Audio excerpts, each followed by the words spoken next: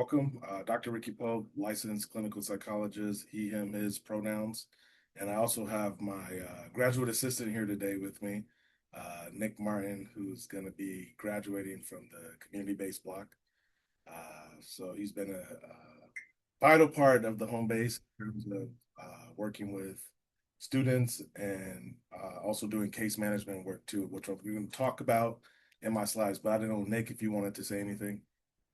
Morning, everyone. My name is Nick Martin, he, him. Glad to see you all here. Very glad to be here.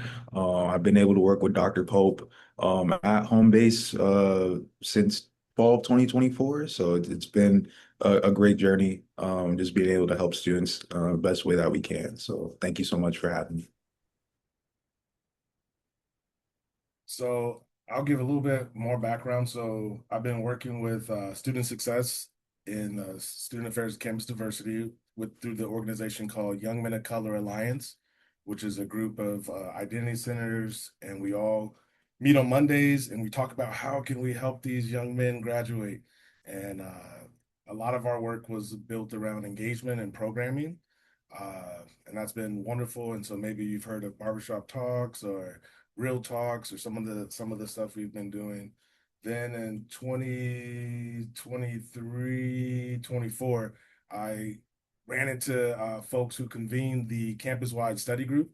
I don't know if you've seen any of that programming, and maybe you're a part of it, but it was convened by Jose Preciado, Joanna Brooks, and there's over 150 folks from all over the college with expertise in masculinity, student success initiatives, barriers to success, and everybody's putting their ideas in the pot. And the big question is, what are some small things we can change within our units to better serve young men of color and help them graduate with retention? And one of the reasons we're even focused on young men of color is because GI, 2025, which I guess the new thing's been rolled out, but we started focusing on young men because the gaps in rates to graduation, right, were 8 to 9 percentage points lower than their female counterparts. And young men of color is defined as Asian Pacific Islander, Latino, Hispanic, and African American Black men of color, and Native American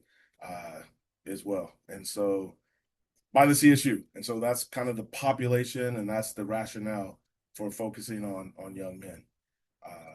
So I'm going to bring up the PowerPoint slide and get through the slides, and then I hope you have lots of questions. And Nick Martin's going to also help me answer some questions as well. So let me see here. Share my screen.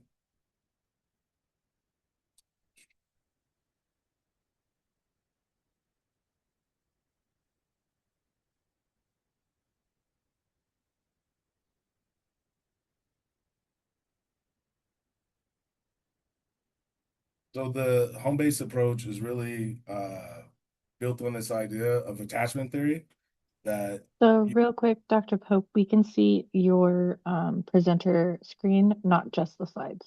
oh, okay. Yeah. Look at that. Well, I'm okay with that, but let's see. Okay. I How mean, do it's up to we do you. that? That's a good one. Dun, dun, dun, display settings.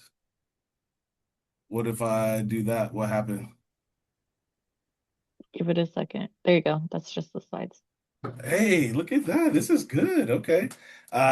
Zoom for the win. Okay, so the home base approach is built on attachment theory. And so this idea that like the early studies on attachment were really focused on infants and toddlers and children. And if you have contact comfort, if you feel safe with your caregiver, then you're gonna take more risk. And so the same thing I think applies across the lifespan of college. So especially for adolescents and emerging adults, they still need a sense of attachment and connection. And so we often talk about a sense of belonging, and there's a lot of literature on a sense of belonging. And I believe like underlying a sense of belonging is this idea of attachment. Like, do I have a person, place, or space on campus, someone who asks me about my day, a place where I feel really cozy to study? And so, how do we create spaces on campus where students can find a sense of a sense of belongingness, but also can they feel connected and attached to campus?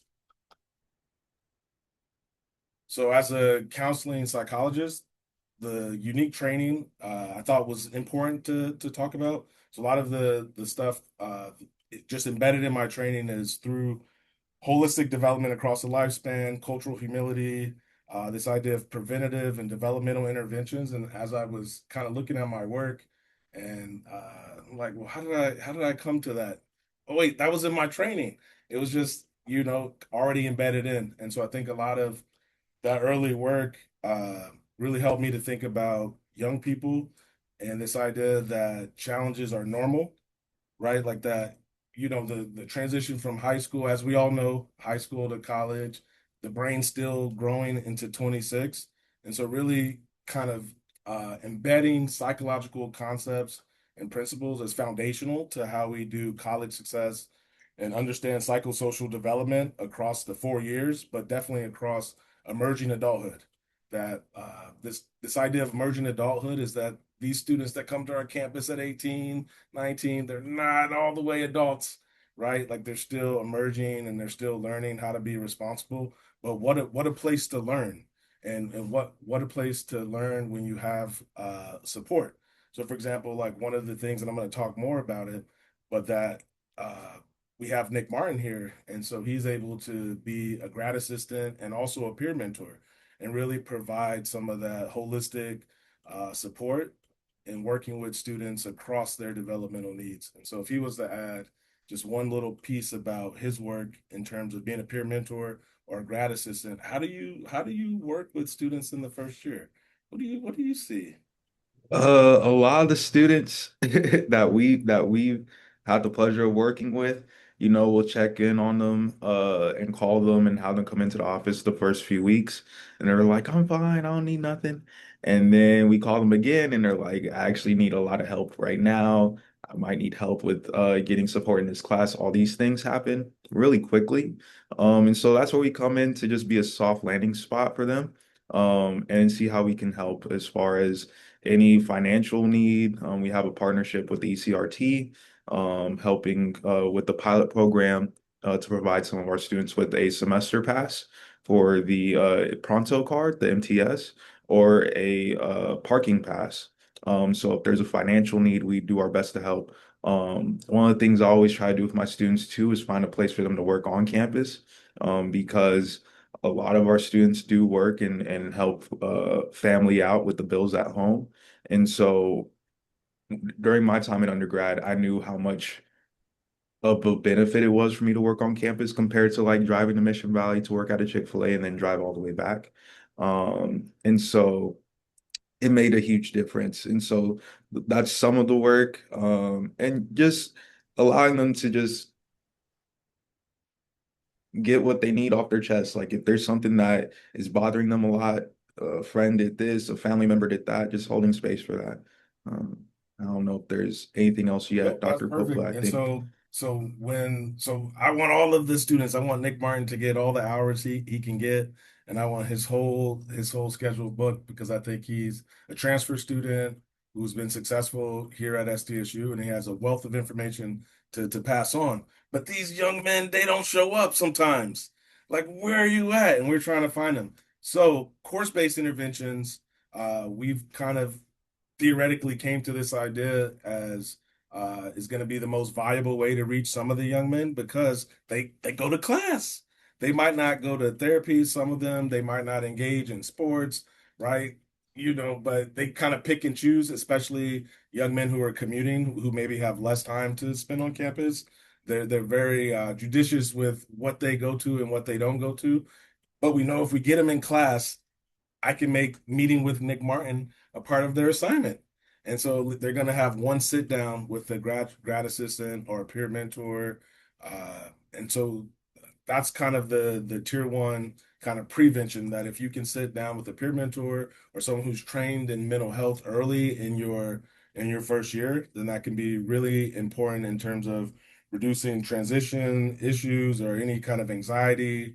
And so from that, a secure base will emerge. And so the students who enroll in our university seminar course, they often describe, oh, this feels like a family on campus. And I kind of liken it to a homeroom so that if we kind of sit in a circle, we do check-ins, We process what is it like? How was the commute? Did someone ask to give you a ride to your car so you can get a parking space? Did that happen to you yet? Like these common things that happen on our campus, we can normalize and socialize these students that, oh yeah, that happens here. Uh, and so we get to be with them across the whole 16 weeks, and we hope to keep a relationship with them definitely across the whole year. And so there's been some talks of even extending the course to the second semester. And let's see here, we really focus on identity development, those pro-social behaviors, and we're really focused on young men of color who commute to campus and also those who are undeclared, as those are the most precarious student profiles, right? They don't have a sense of home. I don't even know what my major is yet, and I don't live on campus, so I don't have that residential anchor either. So for the students enrolled in our course in that first in that fall semester of their first year, their uh, retention outpaces for the first semester all students on campus. But by the second semester, because we don't have the class in the second semester, it drops down 10 percentage points in comparison to all enrolled students.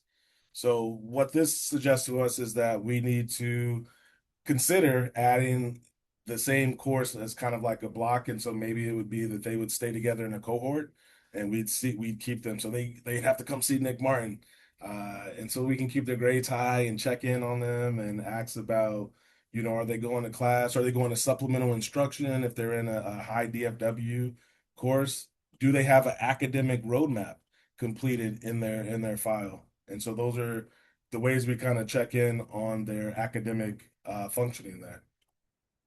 So the home base is an ecosystem of university embedded seminar that we hope to expand to the second semester as well. We hope to be a relational anchor for students, a homeroom where they can bolster their performance in other courses because we're taking care of those unexpected needs that may emerge, or maybe this student is homesick if we did get a residential student, but it's just those typical things that occur, an adjustment as you're adjusting as a first year student. And so what we really try to do is to front load holistic support with counselors in training like Nick Martin, or our other peer mentor. His name's Jesus, but he goes by Ozzy. He now walks backwards on campus. He gives campus tours, and so he does a lot of good work. And so just having students who have successfully matriculated, who were commuter students, who were non-traditional students, who were young men of color themselves that were undeclared, right? As peer mentors, student success interns, they're able to speak to the incoming students in ways that maybe faculty and staff can't.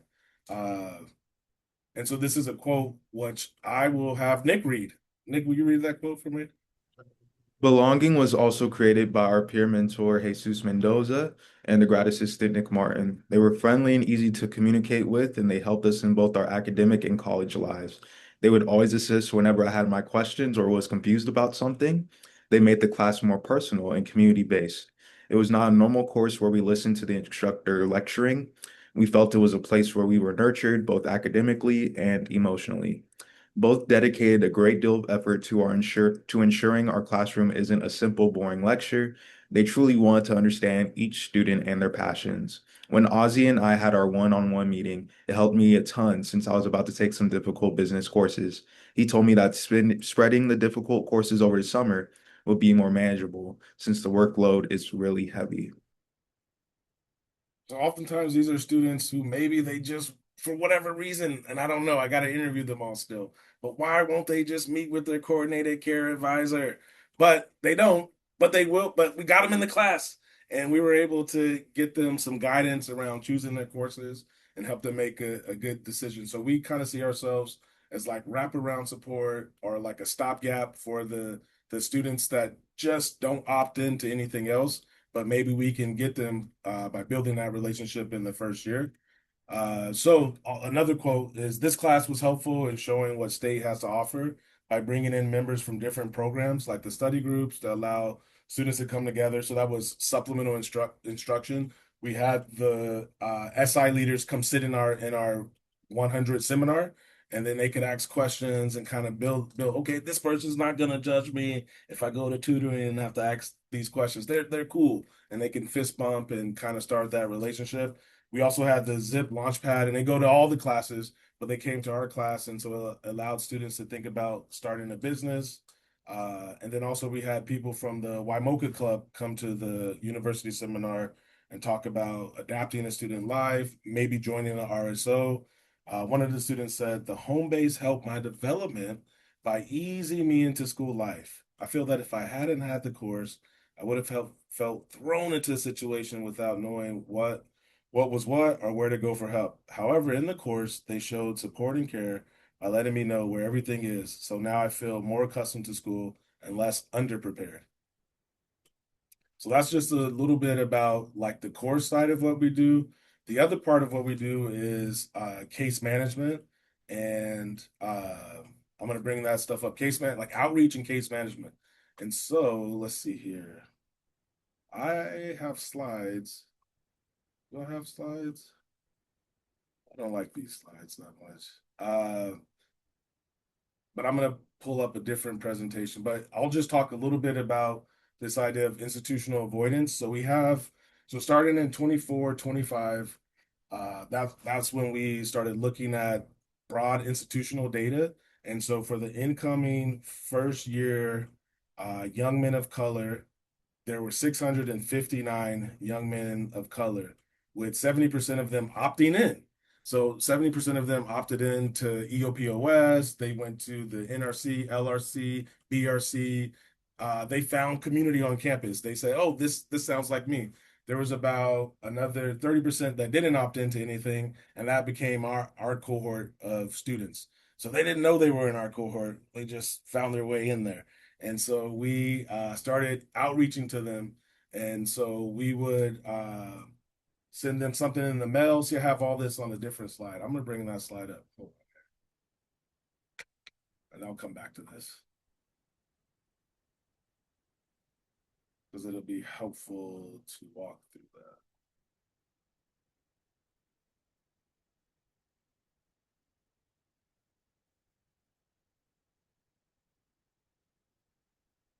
Yeah, I was trying to get these ones into the PowerPoint, but things work how they work.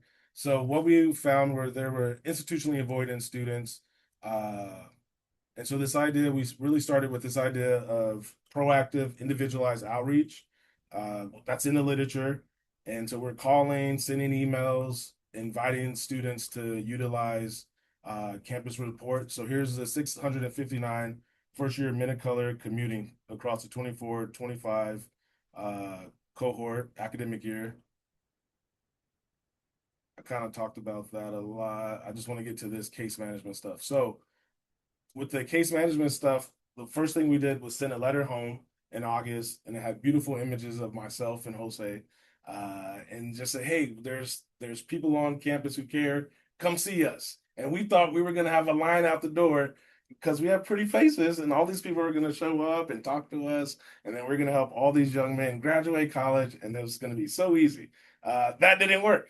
So we started weekly Zoom text messages from our student success interns, using social media, started a podcast, text messages through EAB Navigate, emails through EAB Navigate, and they were non-responsive.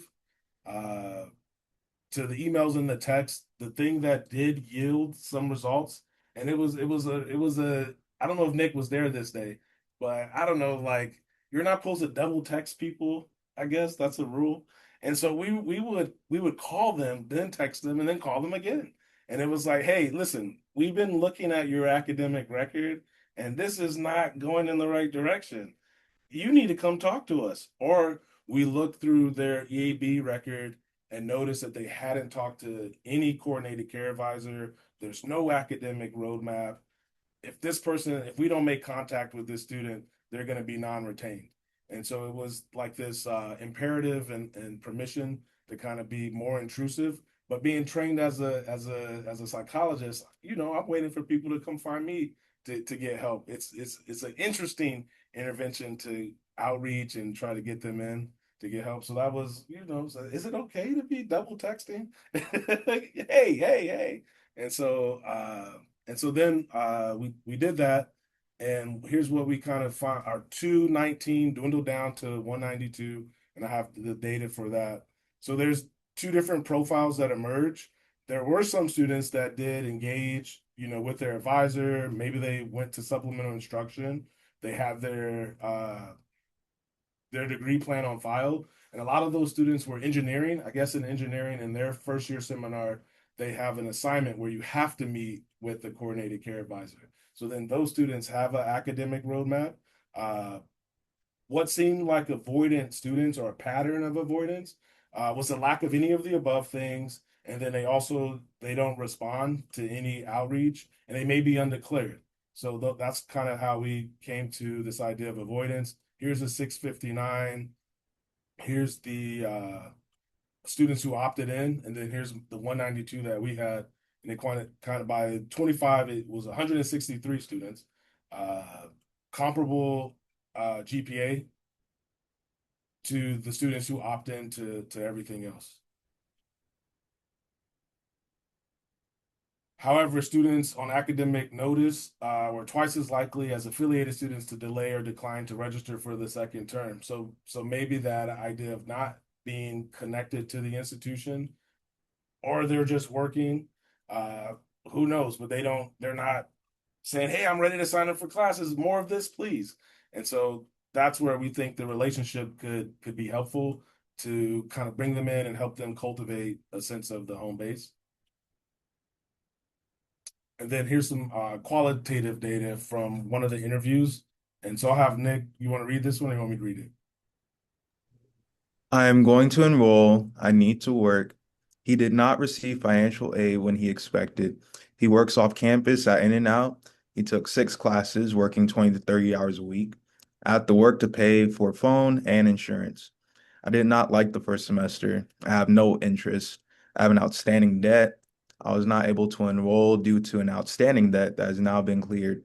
The student explained that he was expected to get $2,500 as a refund, but the money never came until a week before the holiday break. He is unsure about a possible major and took general ed to try to figure it out.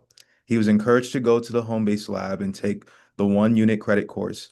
He's doing shift work at In-N-Out and then is tired when he comes home, so he has not yet enrolled for spring 2025. He also stated that he was unsure of his interest slash major and was kind of trying to get out of college, or and was kind of trying out of college or out college. He will give it another year before going to the Navy or getting a trade if SDSU does not work out for him.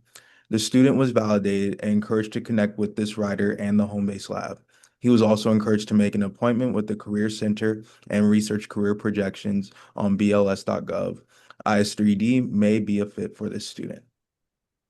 So with this student, we see like that being undeclared, academic notice, and his work is preventing him fuller engagement and campus support. And so if the theory is that if the engagement was embedded in the course, then he could get some engagement, right? A limited dose, but he'd get some of the co-curricular stuff that I think really contributes to the student experience.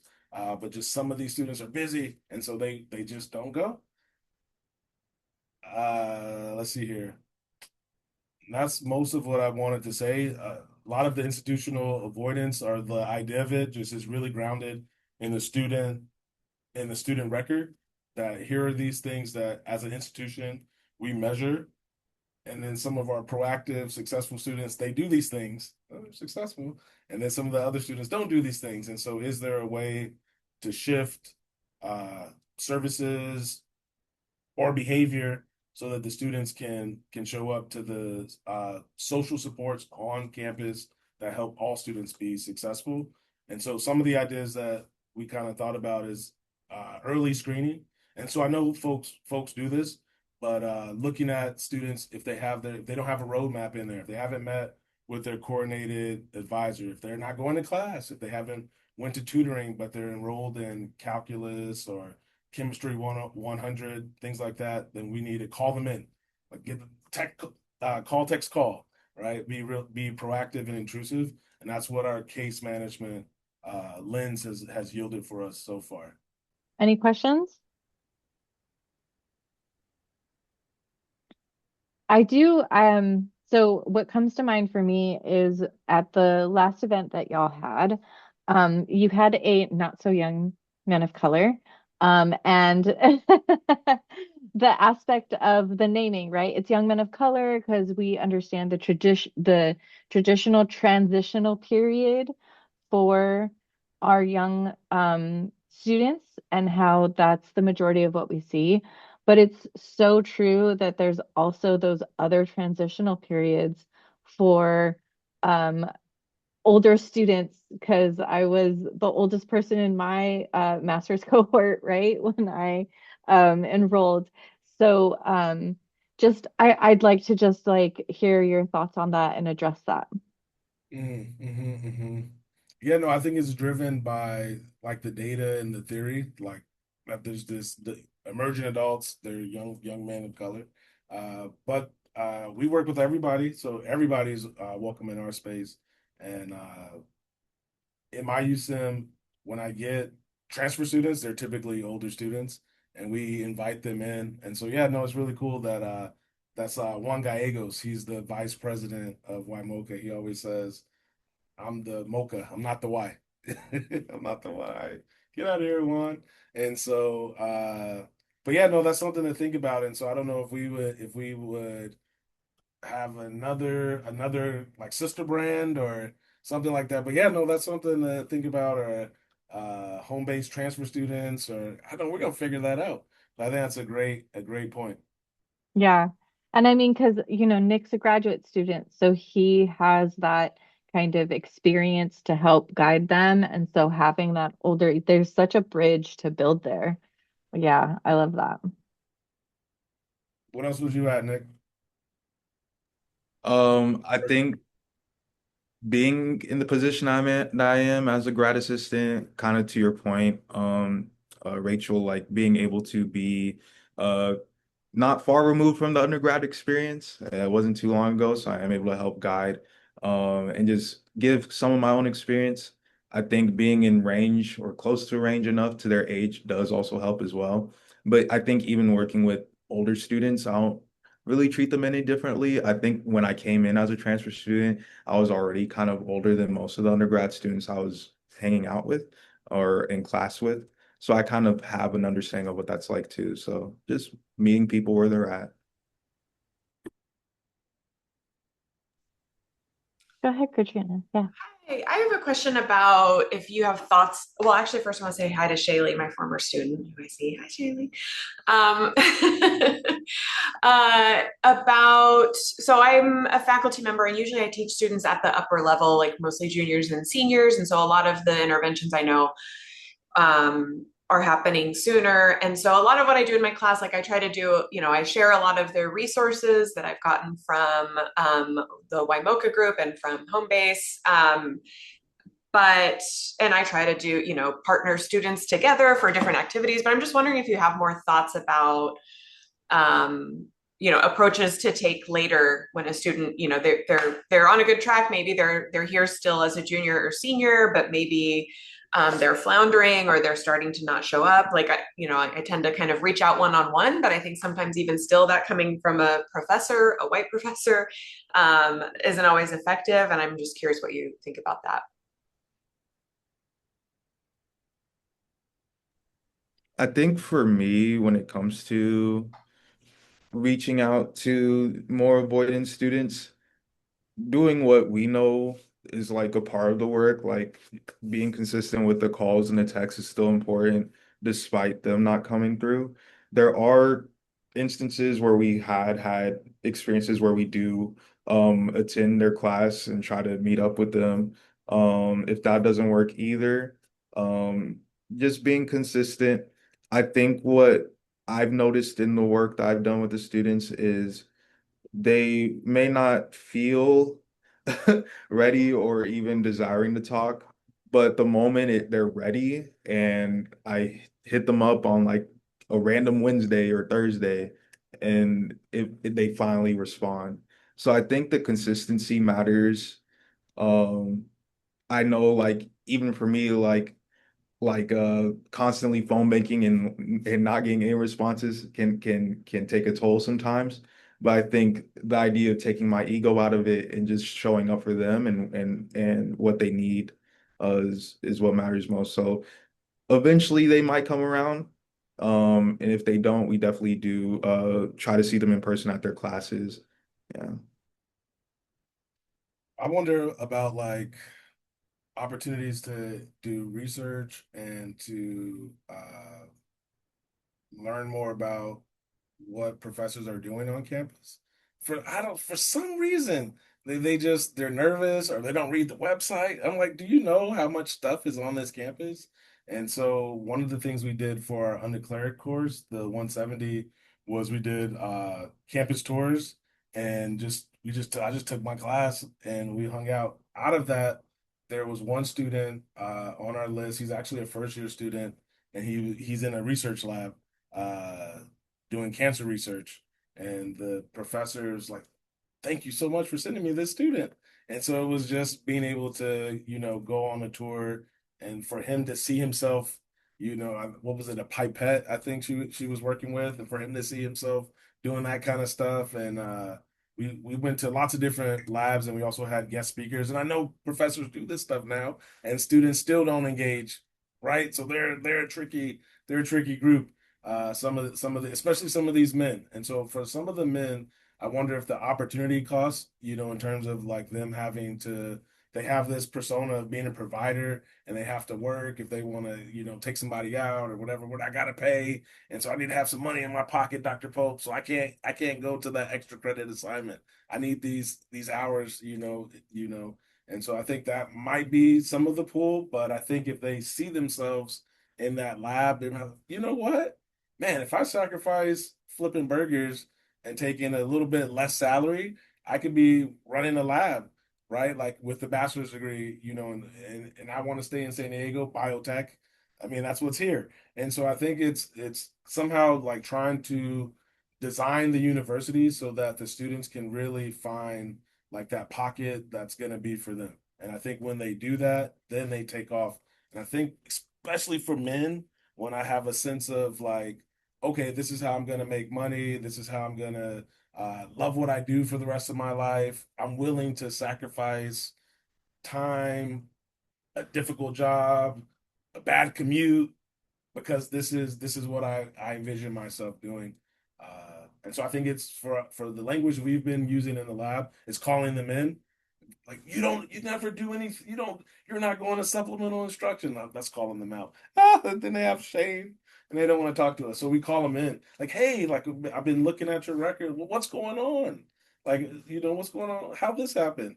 And so, well, hey, have you heard about this? Have you heard about supplemental instruction? Have you considered this research? This guest speaker's coming to class to campus. Maybe you should check them out. Oh, I know this colleague that's working on this project. You should go talk to them. This you might be interested in this. And so calling them in is what we try to do. And then the other thing I would say for our juniors, uh Nick and I are the advisors for the club, and I don't know if everybody had a chance to make it, but we had a student-led convention. And so with some funding and the way my position is structured, we were able to take I think almost 8 students to the Young Men of Color Consortium in November. Man, they came back and they wanted to throw their own conference. And so each week they met with our team and they kind of planned out the conference. And so it's and then also 2 of our students, they're business students, so finance and accounting. So they did the budget for the conference. They learned how to work with the vendors and all that. So kind of really like embedding the learning experience and making it relevant to like who they see themselves as developing professionals. And I think if there's a way to design that into the institution so that more of that happens, I think we might get their attention. I hope, but I don't know. They're tricky. Nick, go ahead. And I was gonna say something else real quick too, because uh Miss Katrina, you're talking about a third and fourth year student. Dr. Pope and I got to meet one of the engineering advisors recently. They're a professor here on campus as well. And they were saying sometimes they'll have instances of students coming in like their last semester right before graduating, panicking because they're like, I don't want to do this. I don't want to like go into this career. I'm stressed. I'm freaked out. And like I have to start all over again. And I think too, that's actually a conversation that's worth having with an avoidance student. That might be one of the things they're thinking about. Like, I'm 3 years, 4 years into SDSU, and I actually don't even want to do this major, but now I feel stuck in it. I think it's time to have that conversation earlier than later, because that might be some of what it is too, some of the avoidance. Thank you for that. I appreciate those ideas. I really like the idea too of just like a camp, like walking around campus. We can, you know, walk by the Waimoka space, just like all of these great. I think I have students who aren't even like sure about the library, even in their third and fourth year. And so I think that's a great idea to at least like really plant the seed for some of these incredible. I always am telling students like there's these incredible resources you'll never have access to again, but I understand it's hard to get them to go. Hi, Oh, Shaylee. hi. Sorry. On that same sort of note, I think the campus tour would be helpful in like showing the students where exactly they can find like this sort of research. Like the summer between my junior and senior year, I did the summer undergraduate research apprenticeship thing, and that completely changed where I ended up going with my degree and grad school and everything. So I think something like a campus tour, that sort of interaction thing, so they feel like embedded in the university, but also saying like, look, these people do this here. This is where you can get information about SERP, or taking them to the library.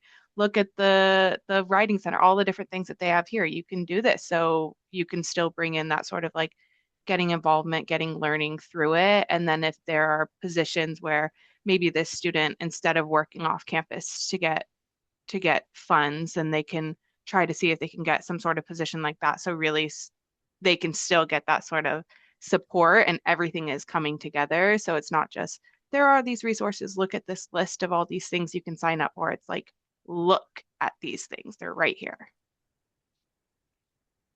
That's it. I think to that point, like having an open house, like, oh, here's open, I'm calling you up. We do this, and I know they don't always show up, but I guess it's like multiple touch points, multiple invitations uh for them, and just calling them in, calling them in, calling them in. And that's really the work that we've been doing. Sometimes it hurts our feelings because I really like talking to people and I want to talk to them, and they sometimes they don't show up. But when they do, they like oftentimes the response is, "Man, I didn't know I needed this." And so it really does make a huge influence in their lives. So the other part of our work, we have 10 work study students who were making academic, they were doing phone banking. So I would call it like an academic health intake.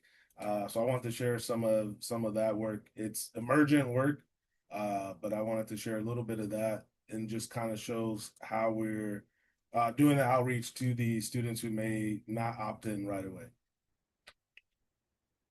Okay. So we're a part of a networked informed community. I don't know if it's called a NIC, and basically it's a part of like improvement science. And so there are campuses across the CSU that are working on the very same ideas that we're working on, and we're trying to figure out like with little small changes and testing change ideas, can we influence students in a positive way? And so I've already talked enough about institutional avoidance. But basically, the change idea that we wanted to understand, does early outreach reduce psychological and logistical barriers to help seeking? And so if the undergraduate students make these calls, will that help students utilize services? Hold on. Phone's about the need some juice. Juice. Before my laptop shuts down, and then I'm really sad. Okay, we're good. I plugged it in. We're good. Okay. And then also we're wanting to understand if commuter students receive relational phone outreach, then they'll demonstrate increased service utilization detachment compared to students who are not reached. So we had a bunch of students from so we had the 10 student success interns, phone banking across the 25-26 year. So this kind of builds on the institutional avoidant work that we found in the 24-25 year. There's a phone banking script, there's a intake checklist, uh, and this caseload consists of 285 young men of color commuters. And so uh, 285. So basically, out of the 285, the students calling around the clock on their shift, they were able to get in touch with 106 students. So the young men, they're hard to get in touch with. I wanted to talk to them all. We left voicemails. So 37 weren't reached, and then some of them had disconnected phone numbers. And I'm gonna go through the whole phone banking draft, but one of the key standouts was the advising access is a major gap. And so almost 60% hadn't met with a coordinated care advisor. And so that's concerning if I think about retention and having a plan. And so what I don't know is if these students think like, oh no, I know how to read a catalog. I don't need to meet with someone to pick out my classes, or if they're in fact just really busy with work. So we don't know exactly why. We know that there's students who are successful that meet with their coordinated care advisors, have all their plans, figured out for the upcoming support. So that it's good pro-social practice to meet with your advisor and to utilize services. Uh, the students, so I want to pull up the draft and go through the whole thing because I think there's some interesting stuff in there. How do I do that? Don't say.